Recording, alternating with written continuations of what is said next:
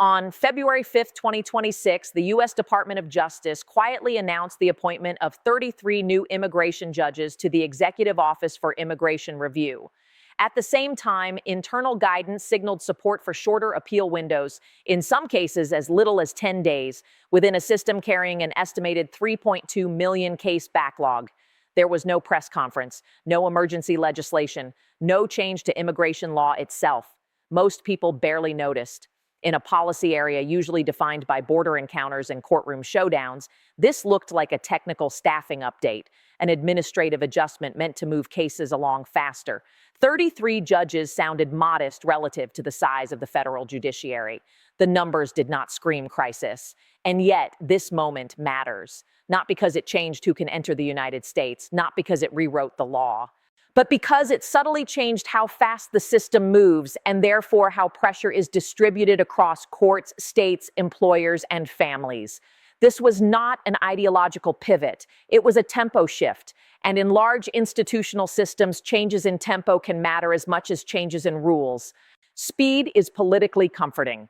Faster processing suggests control. It signals efficiency. It reassures the public that a large, complex system is finally moving. When backlogs are measured in the millions, acceleration feels like common sense. That is why changes like this rarely trigger alarm. Nothing dramatic happens on day one. There are no mass removals overnight, no immediate labor shortages, no visible constitutional clash. Markets do not react. Households feel nothing. Headlines move on. But speed changes systems in ways that are not immediately visible.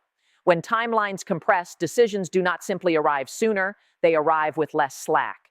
There is less time to correct errors, less room for coordination between agencies, and less flexibility for states and employers to adjust. Disputes do not disappear, they relocate. Some move into federal courts as emergency appeals. Others surface in state governments suddenly responsible for detention, release, or service provision on shorter notice. Employers experience abrupt changes in workforce availability. Families face sharper, less predictable outcomes. None of this looks like a single failure. It looks like friction, and friction, when spread thinly, is easy to ignore until it accumulates. The danger in administrative acceleration is not that it breaks the system immediately. It is that it changes how stress travels through it, often long before anyone agrees on what the stress actually is. Immigration courts do more than adjudicate cases. They act as institutional shock absorbers between federal authority, state capacity, labor markets, and due process. When the system slows, pressure builds in backlogs and uncertainty. When the system speeds up, pressure moves outward. That is the core dynamic at work. By prioritizing throughput, the federal government does not eliminate strain. It redistributes it. Faster case resolution can mean quicker clarity for some individuals and employers, but it can also mean more abrupt losses of work authorization, faster detention decisions, and narrower windows for legal review. Those shifts matter economically. Many sectors of the U.S. economy, construction, agriculture, food services, logistics, healthcare support, depend on workforce stability more than sheer numbers. When labor availability becomes unpredictable, employers respond rationally. More overtime, more temporary contracts, delayed hiring, postponed expansion. These choices raise costs and reduce efficiency, even if unemployment remains low. The effects rarely register nationally. They show up locally, unevenly, and quietly. Politically, speed also intersects with federal-state relations. States differ in enforcement capacity, labor needs, and legal frameworks. A faster federal system can collide with state laws and local realities, producing jurisdictional tension not because goals differ, but because timelines do. Courts become the pressure valve. As timelines compress, appeals and injunctions can increase, pushing decisions upward and creating inconsistent outcomes across jurisdictions. The system moves faster at the front end while becoming more contested at the back end. This is why tempo matters. Speed is not neutral. It shapes who absorbs uncertainty and when. It rewards visible action in the short term while pushing legitimacy, coordination, and economic adjustment costs into the medium term. The big frame, then, is not immigration ideology. It is governance by acceleration. When speed becomes policy, the system may appear more decisive, but it also becomes more brittle, more contested, and more economically consequential over time. And those consequences rarely announce themselves all at once. What makes the immigration system speed up difficult to assess is that its most important effects are not visible at the point of decision. They emerge downstream in places that were never part of the original announcement. Begin with the labor market. Immigration courts sit at a critical junction between legal status and economic participation. When timelines compress, authorization outcomes arrive more abruptly. In some cases, clarity comes sooner. In others, work eligibility ends with less warning. For employers, especially in labor-intensive sectors, that unpredictability matters more than the headline number of workers. Firms respond cautiously. They rely more heavily on overtime, temporary staffing, or subcontracting. Expansion plans are delayed. Hiring becomes incremental rather than strategic. These are not dramatic reactions. They are defensive adjustments that accumulate quietly across regions. Over time, those adjustments can influence prices, not uniformly and not everywhere, but locally and persistently. Services that depend on flexible labor, repairs, food preparation, transportation, may become more expensive. This does not require a labor shortage. It only requires uncertainty. Next, consider public budgets. Faster case resolution can shift costs rather than reduce them. Detention decisions, emergency housing, transportation, and local court coordination often fall on states and counties with little notice. Some jurisdictions can absorb these shifts, others cannot. The result is uneven fiscal stress that rarely appears in national data, but shows up in local trade-offs between enforcement, social services, and infrastructure spending. These pressures are rarely debated as immigration policy. They are debated as budget problems. Now turn to the courts. When appeal windows tighten, disputes do not vanish. They become urgent. Emergency filings increase. Federal judges are asked to intervene on compressed timelines. In some cases, courts uphold acceleration. In others, they issue injunctions or carve out exceptions. Over time, outcomes diverge across jurisdictions. The system moves faster but also becomes less uniform. That inconsistency matters. Employers, families, and state agencies plan around expectations. When outcomes vary sharply by location, planning becomes harder. Predictability declines. Trust erodes, not because any single ruling is wrong, but because the system no longer feels coherent. Political incentives reinforce this dynamic. Speed produces visible metrics. Backlogs shrink in certain categories. Processing times improve on dashboards. These are measurable achievements, rewarded in public discourse.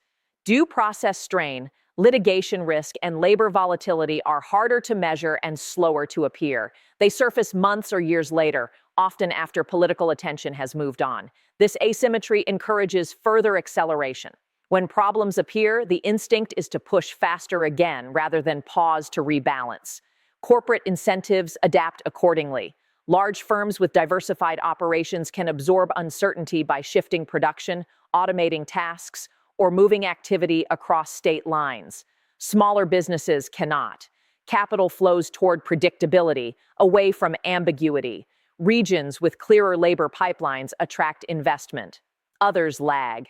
Over time, this can widen regional economic gaps without any explicit policy choice to do so. Legal and compliance ecosystems also expand. When rules change quickly, demand grows for attorneys, consultants, detention services, and private contractors who specialize in navigating complexity. This does not resolve the underlying tension. It monetizes it. Complexity becomes an industry. Then there are the feedback loops. The first is the speed litigation loop. Faster decisions increase the likelihood of appeals. Appeals slow resolution. Pressure builds to accelerate further. Each iteration reinforces the next. The second is the labor price loop. Workforce uncertainty raises costs. Higher costs feed into prices. Rising prices increase political pressure to demonstrate control. Control is expressed through more speed. The third is the federal-state trust loop. Compressed timelines strain coordination. States resist or diverge. Federal enforcement becomes uneven. Trust erodes. Coordination becomes harder still. None of these loops require bad faith. Each is driven by rational responses to incentives. The invisible structure, then, is not a single policy failure. It is an equilibrium shaped by tempo. Speed shifts stress outward into courts, states, markets, and households. Because the costs are dispersed, the system tolerates them. Because the benefits are visible, acceleration continues. This is why small administrative changes matter. They do not announce themselves as turning points. They quietly rewire how pressure travels through institutions. By the time consequences are widely felt, the system has already adapted around the new tempo. The risk is not collapse. It is normalization. A system that operates permanently under acceleration may function, but with less margin, less trust, and less flexibility. And those qualities, once eroded, are difficult to restore quickly. That is the hidden structure beneath the speed up. Not chaos, but cumulative strain that rarely makes headlines and therefore rarely triggers correction. Escalation in this case does not arrive as confrontation. It arrives as routine. In the short term, the immigration system begins to move faster in ways that are measurable but uneven. Newly appointed judges are assigned. Dockets are reorganized. Appeal windows narrow. Case completion rates improve in some jurisdictions, while others struggle to keep pace. From a distance, the system appears more decisive. The backlog, long treated as evidence of dysfunction, begins to look more manageable on paper. During this phase, the benefits are visible and concentrated. The executive branch can point to faster processing and clearer enforcement timelines. Some employers see quicker resolution of individual cases, whether approvals or removals. Political messaging emphasizes control rather than conflict. There is little incentive to slow down. The costs, however, are diffuse. Courts begin to receive more emergency filings as compressed timelines leave less room for correction. State and local governments are asked to respond to detention, release, or service needs with shorter notice. Small businesses experience abrupt workforce changes that are difficult to plan around. None of these pressures dominate headlines. They appear as isolated inconveniences rather than a systemic shift. This is the short-term equilibrium. Speed feels like progress, and friction feels tolerable. As months pass, the system enters a more complex phase. Faster decisions at the front end generate more disputes at the back end. Federal courts become more involved, not because the law has changed, but because timelines have. Judges are asked to rule quickly on procedural questions that differ by circuit. Outcomes begin to diverge geographically. At the same time, states respond according to their own political, fiscal, and labor realities. Some cooperate closely with federal timelines. Others resist or reinterpret their obligations. The same federal policy produces different results depending on where it lands. Predictability declines. This is the medium-term escalation, not escalation toward crisis, but escalation toward fragmentation. Legal uncertainty becomes a feature rather than a bug. Employers hedge by relying more on temporary labor, subcontractors, or automation. Hiring slows at the margins. Expansion plans are delayed. These choices are rational responses to uncertainty, but they accumulate into broader economic effects: slower growth, higher service costs, and uneven regional outcomes. Political incentives reinforce the trend. Speed remains easy to defend. Slowing down invites criticism. The costs of acceleration, litigation, labor volatility, state resistance are harder to quantify and easier to attribute to other causes. Each new problem invites another procedural fix, often framed as further acceleration. Over time, trust begins to matter more than throughput. Stakeholders who once viewed immigration courts as adjudicative bodies start to experience them as administrative gateways. This perception does not require misconduct. It emerges when outcomes feel abrupt, inconsistent, or opaque. Once trust erodes, compliance becomes more contested. Appeals become more frequent. Coordination becomes harder. The system moves faster, but confidence moves slower. In the long term, the escalation ladder reaches its most consequential stage, not because the system collapses, but because its assumptions harden. States begin to plan around instability rather than resolution. Some build parallel systems to manage labor needs or social services. Others disengage where possible. Federal agencies adapt to resistance by issuing more guidance, not less. Courts operate under sustained pressure. balancing speed against legitimacy with limited room for compromise. Labor markets adjust permanently. Sectors that depend on predictable workforce pipelines invest less domestically or automate faster. Regions with clearer regulatory environments attract capital. Others stagnate. These shifts are gradual, but they persist. For households, the effects show up as background conditions. Prices feel sticky. Services cost more. Job ladders feel shorter. None of this is directly attributed to immigration courts, but it is shaped by the uncertainty they transmit. At this stage, escalation can be triggered by relatively small events. A high-profile court ruling that sharply limits acceleration, a sudden labor shock in a critical sector, a political realignment that reframes speed as overreach. Any of these can force a reckoning. Collapse in this context does not mean failure. It means reset. A stabilizing collapse would require rebalancing speed with process, either through congressional action, durable judicial standards, or negotiated federal-state frameworks. Such outcomes are possible, but they depend on political alignment that may be difficult to sustain across election cycles. Absent that reset, the system is likely to continue operating under acceleration, with costs normalized rather than resolved. This is the central paradox of the escalation ladder. Each step is taken to improve efficiency. Each step appears rational in isolation. Together, they can produce a system that is faster, more contested, and less predictable than before. Escalation here is not loud. It is cumulative. It advances through routines, incentives, and adaptations that rarely trigger alarms. By the time consequences are widely acknowledged, they are embedded in institutions, markets, and expectations. That is why administrative speed deserves attention, not because it guarantees failure, but because it quietly reshapes how conflict, cost, and legitimacy are distributed over time. And once those distributions harden, reversing them becomes far more difficult than accelerating them ever was. For most people, the acceleration of immigration courts never appears as a single moment that changes their lives. There is no clear before and after. Instead, the effects arrive indirectly, through small shifts that add up over time. For middle-class households, the most common channel is the cost of living. Many everyday services, home repairs, food preparation, transportation, childcare support, depend on stable labor availability. When workforce status changes abruptly, businesses respond by relying more on overtime, temporary staffing, or price adjustments.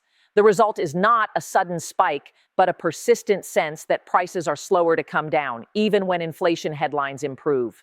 Job security can also feel less predictable. In sectors that depend on flexible labor, employers may grow cautious. Hiring slows, schedules become irregular, wage growth becomes uneven. These are not mass layoffs, but they can quietly narrow opportunity and delay financial progress for households trying to plan ahead. For retirees, the effects can be more immediate.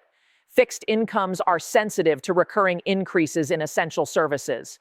When labor shortages or disruptions raise the cost of home care, maintenance, or food delivery, budgets stretch less far. At the same time, market volatility linked to policy uncertainty can make retirement savings feel less stable, encouraging more conservative choices that may reduce long-term returns.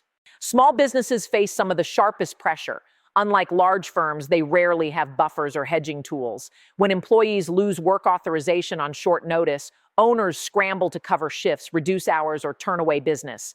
Expansion plans are delayed. Hiring becomes short-term. None of this signals collapse, but it does limit growth and resilience. For future workers under 30, the impact is subtle but lasting. Entry-level jobs and training programs are often the first to be trimmed when firms become cautious. Delayed entry into stable work can shape income trajectories for years, affecting asset building and long-term security even if the broader economy appears healthy. Across all groups, the shared experience is uncertainty, not crisis, not failure, just a steady reduction in confidence about planning, whether that means budgeting, hiring, saving, or starting a career. What makes the immigration system speed up so difficult to evaluate is that it works, at least in the way systems are often judged. Cases move faster, metrics improve, action is visible. From a governance perspective, it can look like progress, but speed changes what success feels like. When decisions arrive more quickly, the system appears decisive.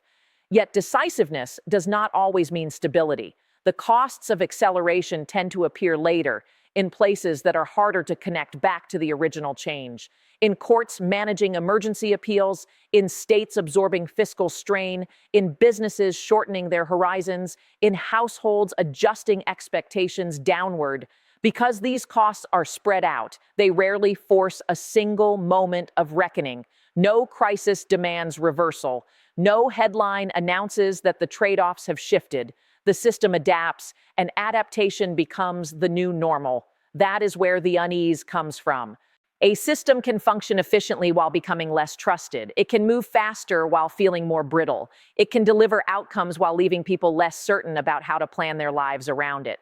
The open question is not whether speed is good or bad. It is whether speed alone can carry the weight of legitimacy, coordination, and economic stability over time. If the answer is no, then the costs will continue to surface indirectly through prices, courts, and cautious behavior long before any formal change arrives. That is why this issue matters beyond immigration policy. It is about how modern governance uses tempo as a tool and what happens when tempo quietly becomes the policy itself. If you want to understand how administrative decisions reshape economic life without announcing themselves, subscribe for deeper analysis. This channel follows structures, incentives, and delayed consequences, not just headlines. Because the most important changes rarely arrive all at once.